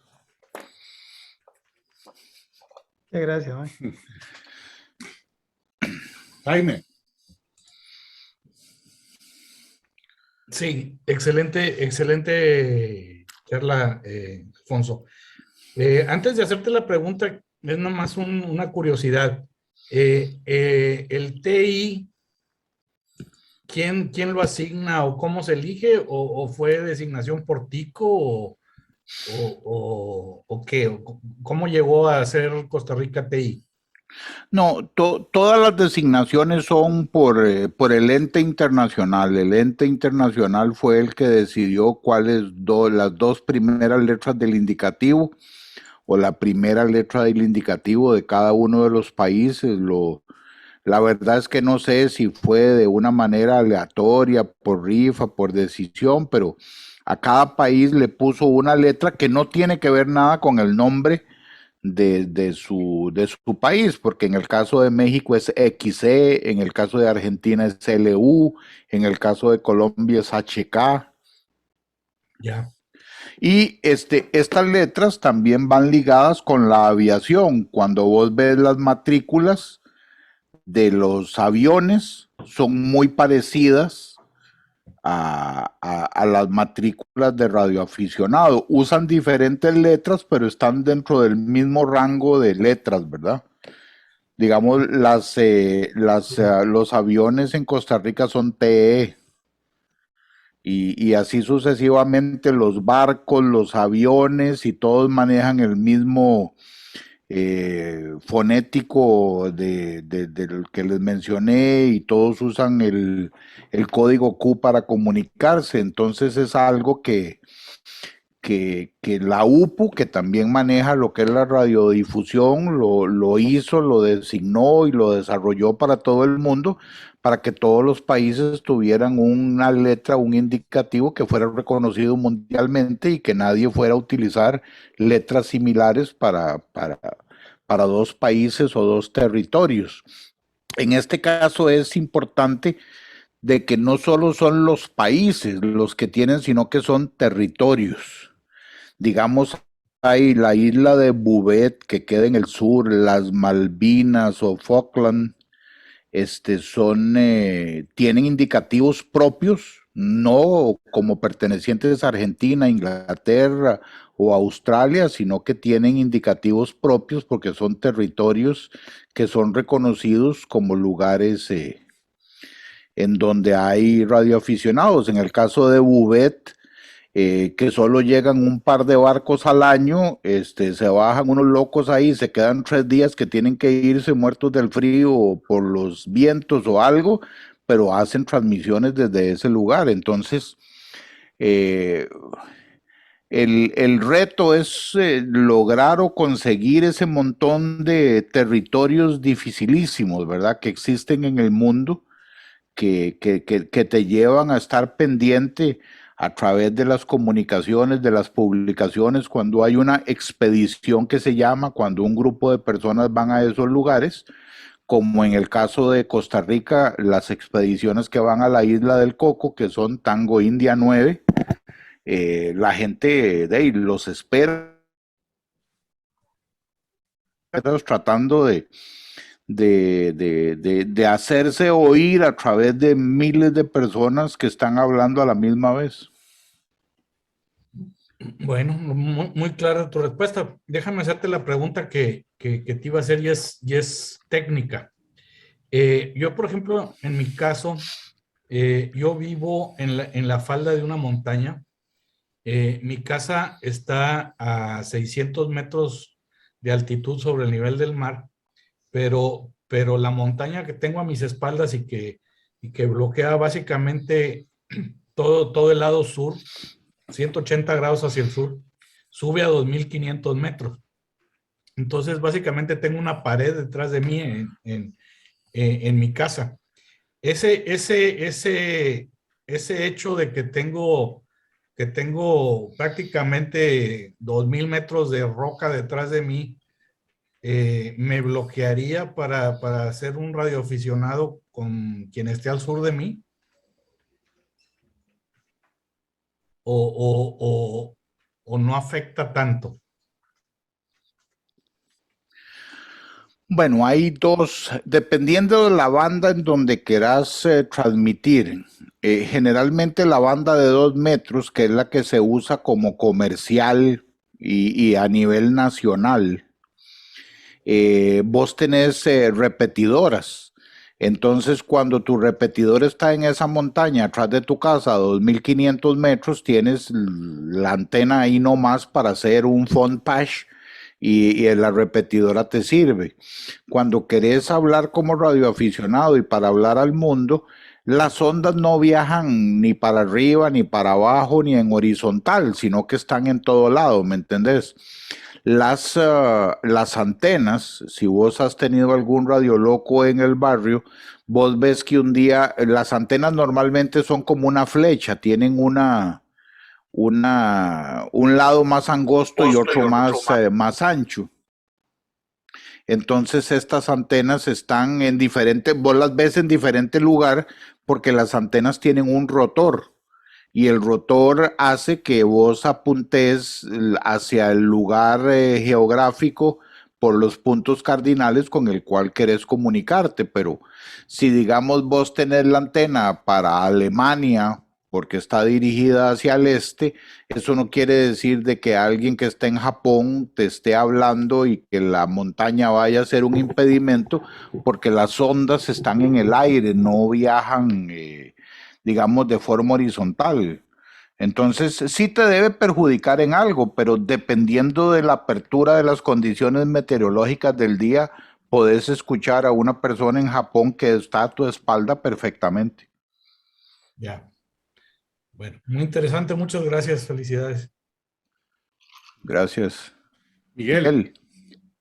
Hola, ¿qué tal? Bueno, primero, Alfonso, te quería felicitar. Excelente la exposición, muy interesante, un tema muy sensible, muy bueno. Yo en su momento, cuando hice historia postal, me interesaba el tema de las tarjetas QSL, que en algún momento tuvieron tarifas especiales y es interesante estudiarlas. Lo que te quería preguntar tiene que ver con otra cosa. Yo pertenecía a un grupo Scout durante mucho tiempo y me acuerdo que una vez al año se hacía lo que se llamaba el Jamboree del Aire, que consistía en comunicarse a través de las radios con los radioaficionados para tratar de conseguir la mayor cantidad de contactos posible. ¿Vos tenés alguna idea de esto del Jamboree del Aire? ¿Alguna vez escuchaste hablar de esto? Sí, Miguel, es, digamos, algo como la placa esa que yo gané y mostré. Normalmente el Jamboree es unas reglas sumamente fáciles.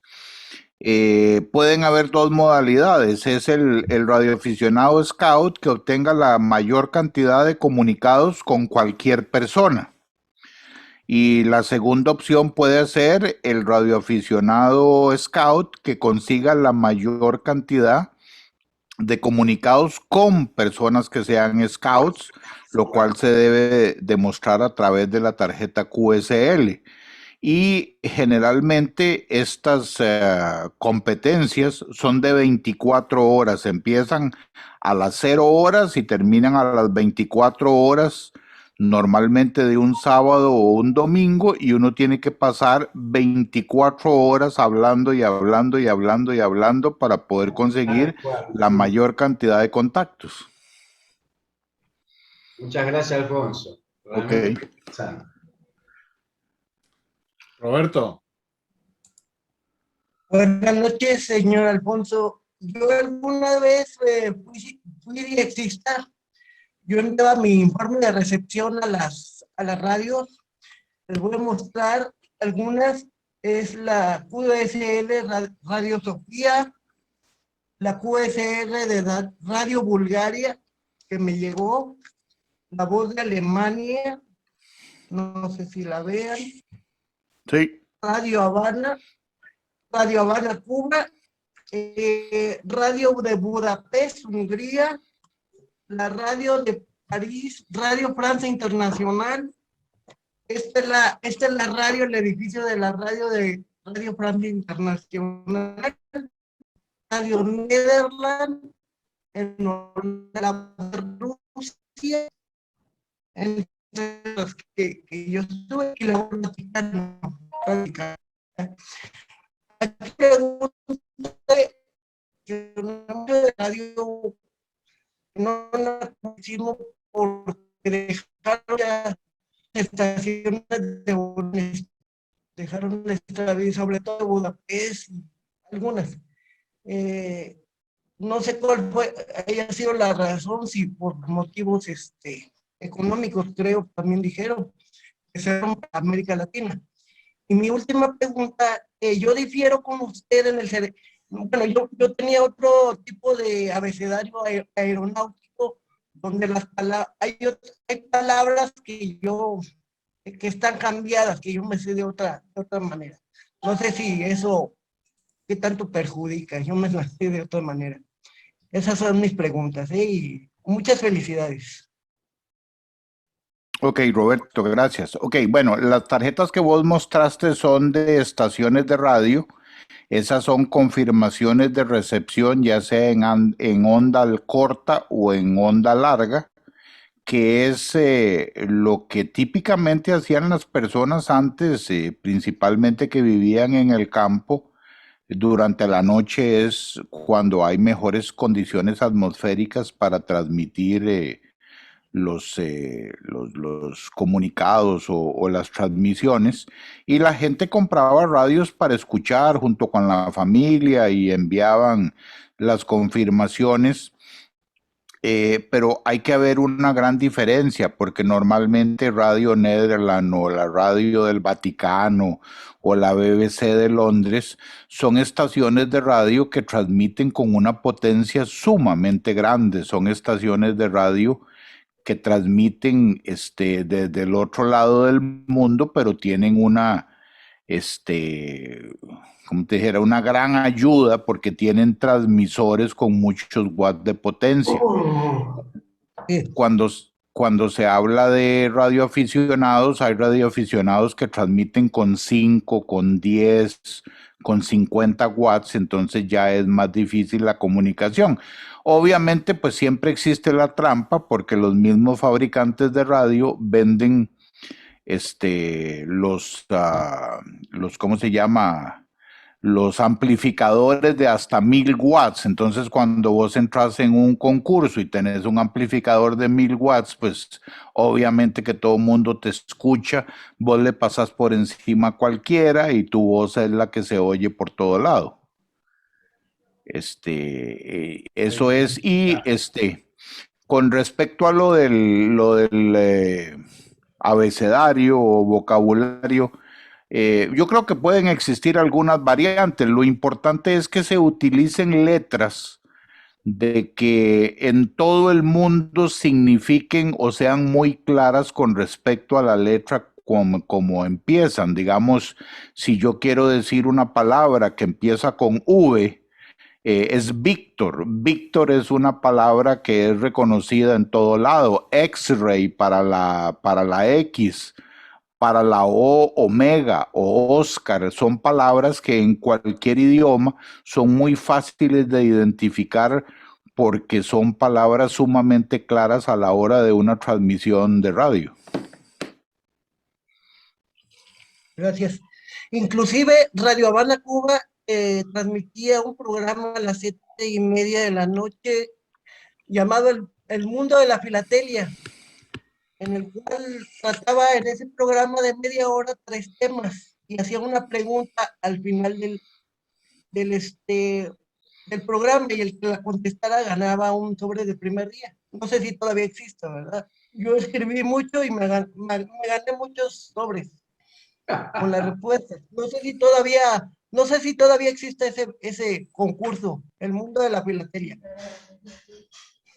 No, yo realmente no sé, pero sí te podría decir de que ese asunto de la confirmación de los DX, como se llaman los contactos, es algo que ahora cuesta muchísimo dinero si se tiene que confirmar postalmente. A través de la internet, pues sí se pueden recibir las confirmaciones y no tiene ningún costo. El costo que tiene esto para cualquier radioaficionado o cualquier estación de radio es de que tienen que tener una persona que haga el trabajo y una persona que pague el costo postal, y por eso ya eso está en desuso porque lo importante es cómo se llama el recibir una tarjeta con estampillas, y eso es lo difícil que podemos tener ahora. Sin embargo, hay una modalidad que conmigo utilizaban mucho. Cuando yo transmitía en Costa Rica, con las letras, con el call sign de Costa Rica. Costa Rica era un país que tenía muchos radioaficionados y la gente sí lo hacía. Cuando yo lo hacía desde Honduras, con la nomenclatura de Honduras, Honduras era un país sumamente difícil. Entonces, como todo el mundo quería tener mi tarjeta, yo siempre recibía un sobre con $1 o $2 adentro, porque la persona quería a huevo que yo le confirmara y me mandaba el porte de la tarjeta para que yo no tuviera ninguna opción de no mandársela. Y entonces, normalmente yo me acuerdo en esos años que fue a finales de los 70s, principios de los 80s, yo recibía 20 tarjetas por día en el apartado postal y de esas 20, 15 venían con $1 adentro para que yo les contestara o les confirmara el comunicado. Muchas gracias y un saludo a todos, amigos. Felicidades. Ok, gracias. ¿Alguna pregunta o comentario final por ahí? Yo tengo una, Alfonso. Mostraste esa Cinderela del club de Costa Rica. Me imagino que otros clubes también habrán emitido algo similar en el mundo. Correcto. ¿Tú tienes alguna de otro lugar que no sea de Costa Rica que te diga? Me imagino que sí, alguna confirmación quizás. Mira, sí debo de tener. Lo que pasa fue que las tarjetas, que yo las conservo todavía, están guardadas en cajas, seguro manteniendo un montón de bichos adentro que se las deben estar comiendo y no las he abierto. Para efectos postales o filatélicos, yo tengo un problema con mis tarjetas. Como Honduras fue, digamos, desde el país que yo más transmití, era tan difícil y la gente me mandaba el dólar, las tarjetas siempre venían en sobre. Entonces, tengo muy pocas tarjetas que sean la tarjeta plana con el porte pegado en la tarjeta. Eso número uno. Y número dos es de que como en ese entonces no era filatelista, yo lo que coleccionaba eran las tarjetas y me deshacía de los sobres. No, Fabuloso. pecado mortal eso. Pues sí, pero a veces uno hace estupideces en la No, yo vida te y entiendo porque yo también he tirado cosas que hoy en día me arrepiento. a Todos veces me uno, pasaba algo de eso. a veces uno hace estupideces de las cuales se arrepiente, pero yo con lo coleccionaba o no coleccionaba, yo siempre lo que guardaba era una tarjeta de cada uno de los territorios por todas las bandas. Y cuando ya, por decir una cosa, cuando yo tenía el comunicado con Chile confirmaba, pues no me interesaba mucho la tarjeta porque ya la tenía. Simplemente lo que hacía era que si la tarjeta me llegaba nueva, era más bonita que la que tenía, la intercambiaba. Pero el asunto o el hobby aquí es tener una tarjeta por cada uno de los territorios de indicativo. Otra curiosidad que creo que ya la contestaste, o sea, tú transmitías desde Costa Rica y transmitías desde Honduras. Como dices, cuando estabas en Honduras no usabas el TI, lo que fuera, usarías, me imagino, otra siglas o cómo funciona eso.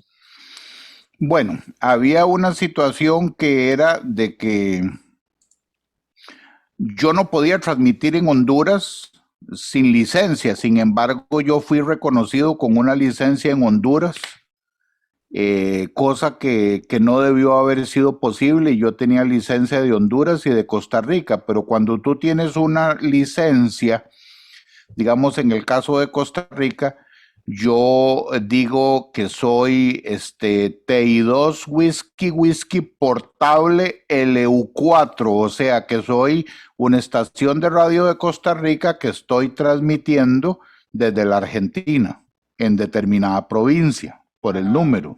Okay. Entonces siempre hay la asociación. Okay. Pero siempre, o sea, vos ves ahí que hay personas una persona que es radioaficionado en Chile, pero vive en Alemania, entonces tiene su licencia chilena, pero transmite portable en Alemania. Es como los que exhiben en filatelia que viven en un país, pero exhiben por otro, así como yo. Ah, perfecto. Sí. Ok. Interesante. Bueno. Si no hay más preguntas o comentarios, César y Alfonso, muchas gracias. Estuvo bien interesante las dos charlas. Gracias. Y el día de mañana